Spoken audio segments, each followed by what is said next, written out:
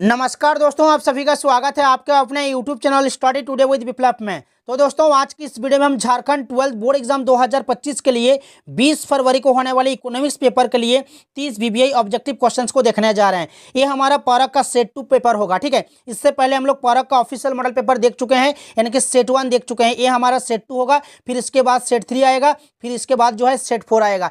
कुल मिलाकर के 4 वीडियोस देखने वाले हैं। अगर एग्जाम देने से पहले 4 वीडियोस को देख लेते हो तो एग्जाम पेपर में जो ऑब्जेक्टिव का पेपर होगा उसमें 30 में 30 आसानी से प्राप्त कर सकते हो। वायरल प्रश्न है, यही से सवाल पूछेगा। तो चलिए वीडियो को स्टार्ट करते हैं। सभी से रिक्वेस्ट है वीडियो को कंप्लीट देखना, लाइक करना और शेयर करना। तो चलिए शुरू करते हैं। ये सेट 2 होगा, ठीक है। इकोनॉमिक्स का सेट 2 पेपर है।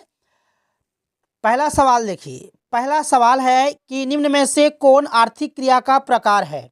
उत्पादन, उपभोग, विनिमय, उपरोक्त सभी। तो देखिए, आर्थिक क्रिया का प्रकार जैसे कि उत्पादन है, उपभोग है, विनिमय है और निवेश भी है, ठीक है। निवेश भी है, याद रखना। तो यहाँ पर ऑप्शन डी आपका सही उत्तर हो जाएगा, इनमें सभी। नेक्स्ट सवाल देखिए, प्रश्न संख्या 2 कि अवसर लागत की वैकल्पिक नाम क्या है? अवसर लागत की वैकल्पिक नाम क्या है? सीमांत लागत, औसत लागत, मौद्रिक या फिर आर्थिक। तो यहाँ पर आर्थिक लागत सही उत्तर हो जाएगा, ऑप्शन नंबर डी।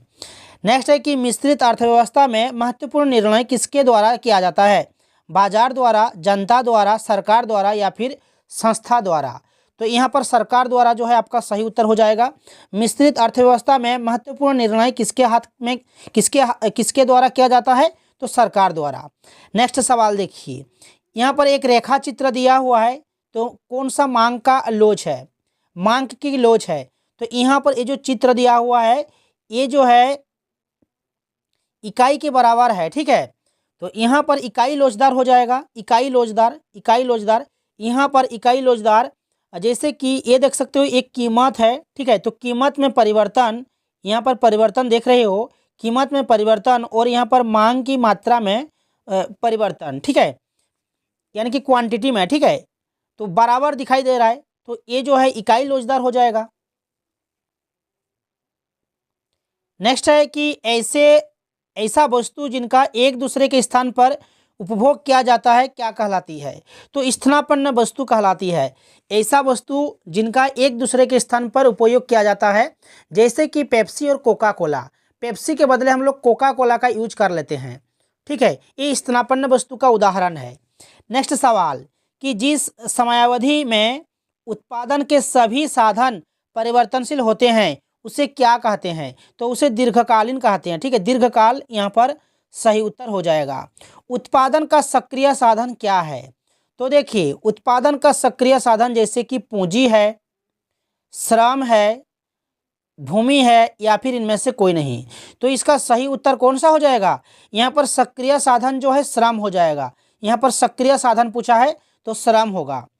किसी वस्तु के उत्पादन में स्थिर लागत यहाँ पर 100 रुपया दिया हुआ है, उस वस्तु की 10 इकाई उत्पादन करने की औसत स्थिर लागत क्या होगी? तो औसत स्थिर लागत यहाँ पर आपको निकालना है, यानी कि AFC निकालना है। तो AFC बराबर होता है TFC बटा Q। तो यहाँ पर TFC यानी कि स्थिर लागत दिया हुआ है 100, ठीक है, और क्वांटिटी Q दिया हुआ है, देख सकते हो 10 इकाई उत्पादन करने में। तो यहाँ पर Q की जगह 10 लिखेंगे, तो यहाँ पर कितना आएगा? 10 आएगा, ठीक है। स्थिर लागत यहाँ पर AFC कितना हो जाएगा? 10 हो जाएगा। तो ऑप्शन बी सही उत्तर हो जाएगा, ठीक है।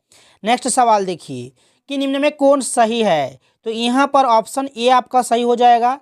एवरेज रेवेन्यू बराबर मार्जिनल रेवेन्यू, ठीक है। AR बराबर MR होता है, तो ऑप्शन ए यहाँ पर सही उत्तर हो जाएगा। पूर्ति निम्नलिखित में से किससे जुड़ी होती है? किसी समय की अवधि, कीमत, दोनों, इनमें से कोई नहीं। तो सही उत्तर हो जाएगा दोनों में, ठीक है। किसी समय की अवधि और कीमत दोनों में, ऑप्शन सी सही होगा। वह बाजार की स्थिति जिसमें वस्तु का केवल एक विक्रेता है। तो एक विक्रेता है जिस बाजार में, उसे एकाधिकार कहेंगे, ठीक है। एकाधिकार यहाँ पर सही उत्तर हो जाएगा। कि इस बाजार में फर्म का मांग वक्र पूर्ण लोचदार होता है। तो ये पूर्ण प्रतियोगिता बाजार में होता है। कहाँ होता है? पूर्ण प्रतियोगिता बाजार में। तो ऑप्शन नंबर ए हमारा सही उत्तर हो जाएगा, ठीक है। नेक्स्ट सवाल कि एक एकाधिकारी नियंत्रण कर सकता है केवल कीमत, केवल उत्पादन मात्रा, कीमत तथा उत्पादन दोनों, ये या ए या बी। तो एक एकाधिकारी नियंत्रण कर सकता है या तो ए या बी, यानी कि केवल कीमत या फिर उत्पादन मात्रा, दोनों कोई भी, ठीक है, दोनों में से कोई एक। तो ऑप्शन डी सही होगा। बाजार मूल्य को परिभाषित किया जाता है, बाजार मूल्य को परिभाषित किया जाता है अल्पकालीन बाजार में, ठीक है, अल्पकालीन बाजार यहाँ पर सही उत्तर हो जाएगा। समष्टि अर्थशास्त्र का अध्ययन है, तो देखिए समष्टि अर्थशास्त्र संपूर्ण अर्थव्यवस्था के स्तर पर आर्थिक क्रियाओं का अध्ययन करता है। उदाहरण के लिए समष्टि अर्थशास्त्र में राष्ट्रीय आय, राष्ट्रीय बचत, राष्ट्रीय विनियोग, कुल रोजगार, कुल उत्पादन, सामान्य कीमत स्तर आदि का अध्ययन किया जाता है। तो यहाँ पर कौन सा उत्तर सही हो जाएगा? तो अर्थव्यवस्था में रोजगार के अवसर का ऑप्शन ए यहाँ पर सही उत्तर हो जाएगा। नेक्स्ट सवाल, सभी से रिक्वेस्ट है वीडियो को लास्ट तक जरूर देखिए, वीडियो को लाइक कर दीजिए, सभी दोस्तों में शेयर कर दीजिए, टेलीग्राम में जुड़ जाइए, टेलीग्राम चैनल का लिंक वीडियो को डिस्क्रिप्शन में डाला हुआ है। साथ ही साथ हमारे एक न्यू यूट्यूब चैनल को भी आप लोग सब्सक्राइब कर लीजिएगा, न्यू यूट्यूब चैनल का लिंक इस वीडियो को डिस्क्रिप्शन में डाल दूंगा, ठीक है। नेक्स्ट सवाल देखिए, नेक्स्ट सवाल है कि पूंजी के स्टॉक में वृद्धि क्या कहलाती है? पूंजी में स्टॉक में वृद्धि क्या कहलाती है? तो यहाँ पर पूंजी निर्माण कहलाती है, ऑप्शन सी सही होगा। राष्ट्रीय आय की गणना में निम्नलिखित में से किससे सम्मिलित किया जाता है? तो राष्ट्रीय आय में किससे सम्मिलित किया जाता है? तो अंतिम वस्तु और सेवाओं, ठीक है, अंतिम वस्तु और सेवाओं को सम्मिलित किया जाता है, ऑप्शन ए सही हो जाएगा। नेक्स्ट सवाल है कि एनएनपी बराबर क्या होता है? तो देखिए एनएनपी बराबर होता है जीएनपी माइनस घिसावट, ठीक है, ये पहले के सेट में भी था ये सवाल, ठीक है। नेक्स्ट सवाल कि राष्ट्रीय आय के आकलन में किसी वस्तु या सेवा का मूल्य एक से अधिक बार शामिल करना क्या कहलाता है? राष्ट्रीय आय के आकलन में किसी वस्तु या सेवा का मूल्य एक से अधिक बार शामिल करना क्या कहलाता है? तो दोहरी गणना, ठीक है, दोहरी गणना कहलाता है। किनके अनुसार मुद्रा वह है जो मुद्रा का कार्य करे? तो हार्टले विदर्स, ठीक है, हार्टले विदर्स यहाँ पर सही उत्तर हो जाएगा। मुद्रा का क्या कार्य है? विनिमय का माध्यम, मूल्य का मापक, मूल्य का संचय या फिर इनमें सभी? तो इनमें सभी जो है सही उत्तर हो जाएगा। मुद्रा का कार्य है विनिमय का माध्यम, मूल्य का मापक, मूल्य का संचय करना।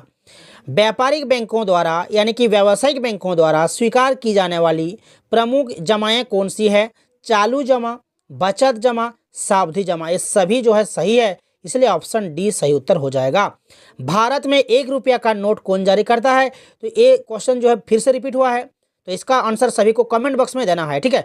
पहले के सेट में भी ये सवाल था, इसका आंसर सभी को कमेंट बॉक्स में देना है, आप लोग कमेंट करके बता दीजिएगा, ठीक है। केंद्रीय बैंक का मुख्य कार्य क्या है? केंद्रीय बैंक का मुख्य कार्य केंद्र सरकार का बैंकर, एजेंट सलाहकार, बैंकों का बैंक नोट जारी करना, ये सभी जो है केंद्रीय बैंक का कार्य है। तो ऑप्शन नंबर डी इस क्वेश्चन का सही उत्तर हो जाएगा। भारत में 14 बड़े अनुसूचित व्यावसायिक बैंकों का राष्ट्रीयकरण किया गया, कब किया गया था?